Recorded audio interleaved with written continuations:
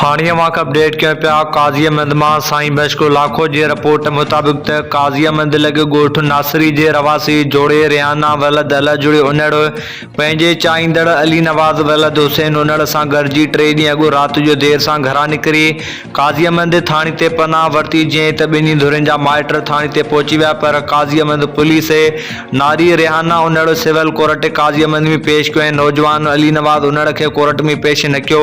जॾहिं त नारी खे जज जे साम्हूं पेश कयो वियो जिथे नारी रिहाना माइटनि मां जान खां ख़तरो हुअण जो बयान ॾिनो ऐं तहफ़ुज़ जी अपील कई जंहिं ते जज साहब पुलिस नारी खे दारुल अमान मोकिलण जो हुकुम कयो जंहिंखां पोइ कोर्ट जे ॿाहिरां नारी रिहाना उनड़